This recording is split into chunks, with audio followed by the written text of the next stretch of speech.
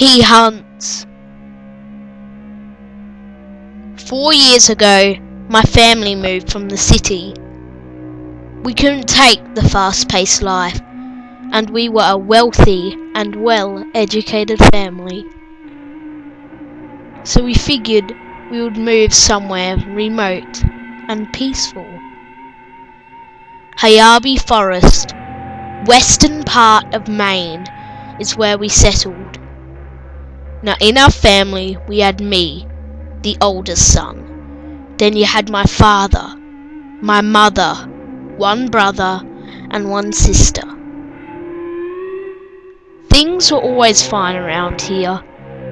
We lived off the land and life was great. But then everything changed, and it wasn't for the better.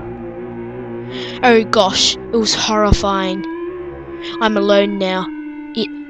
It got them. And I'm sure I'm next. So, to whoever reads this story, I hope you never stay here. It will get you too. These are my final thoughts and my horrific story. It all started when my sister went for water one day. She didn't return for almost an hour, but we lived alone out there, or so we thought. I still hear her scream sometimes.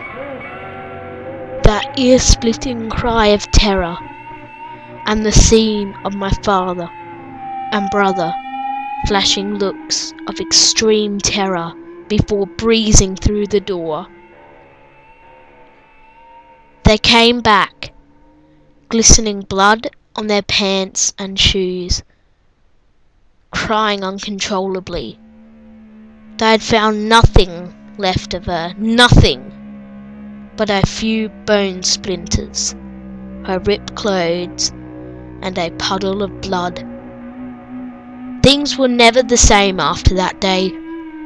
Mother never really spoke again after seeing her daughter's remains. The next person to go was my father. Our food was running low and we were snowed in, so we couldn't go to town. He grabbed his rifle and took to the wilderness around us. He didn't come back when we expected him to. My brother and I decided that we would go search for him in the morning. There was no need to go out then.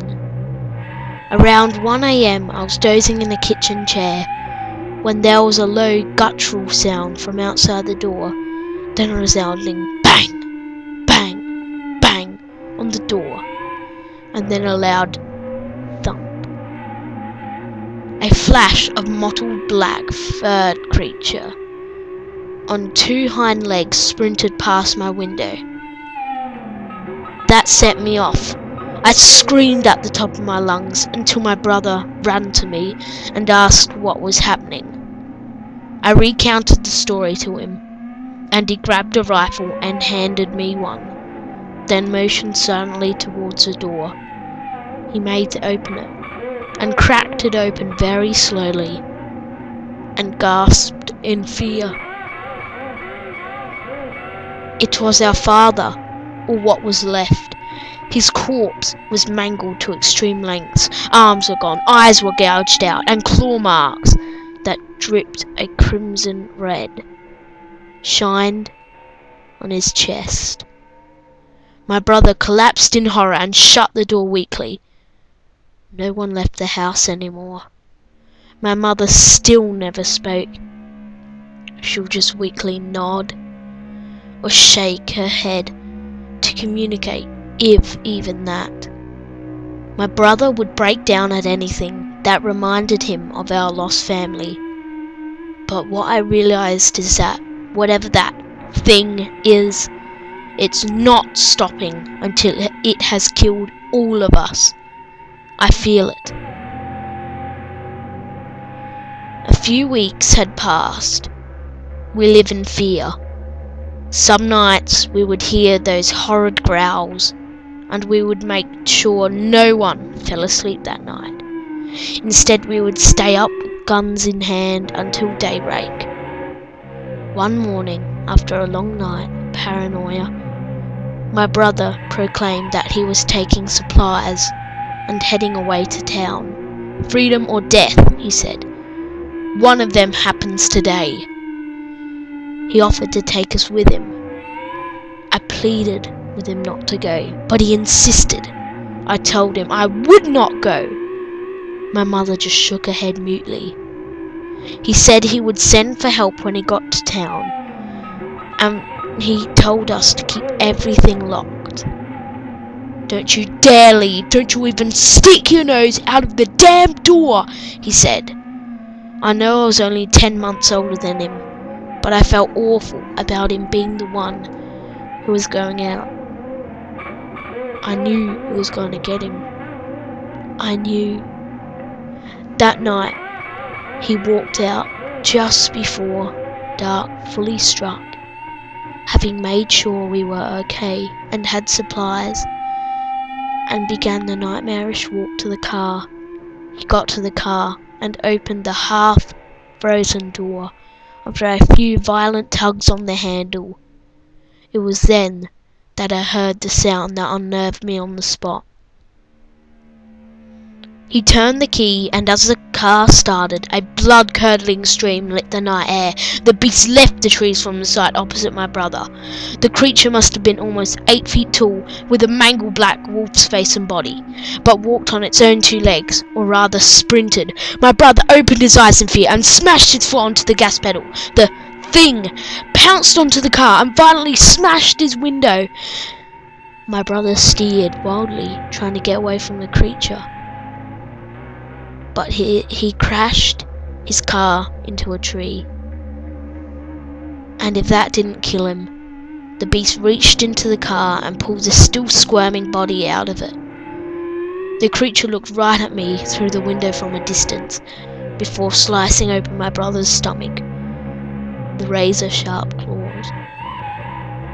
Blood dripped from his body and he went limp. The creature walked slowly towards the door, knowing he wanted me to fear him. He knew I was frozen. It reached the door and I hugged my rifle tight. There was a thud and another 3 bangs, although they went slowly this time. Bang! Bang! Bang! Then it screamed its chilling scream, like that of a banshee, and stampeded off to the woods. I couldn't open the door to retrieve my own brother's remains. I haven't slept since then. I just watched the door and listened for him,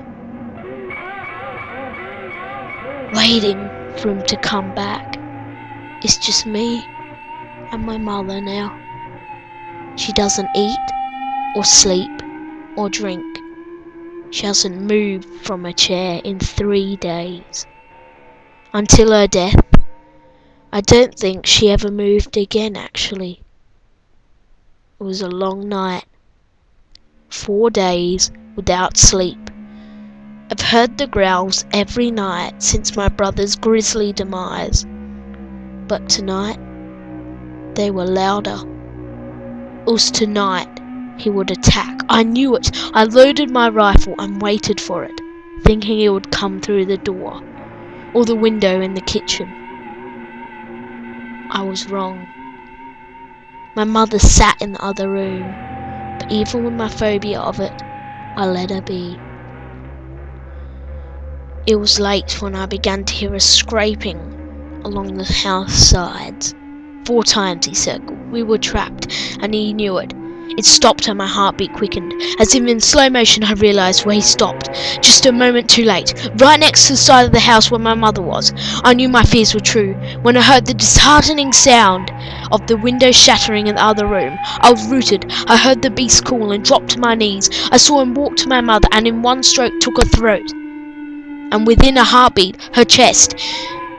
He screamed and dove from her room. This was just a few short hours ago. Scrapings are starting again. To whomever finds this, leave quick. Don't look back. Oh gosh, the scraping stopped. I don't have long. These have been my final thoughts, and the last ones I'll ever have. Please, heed this warning.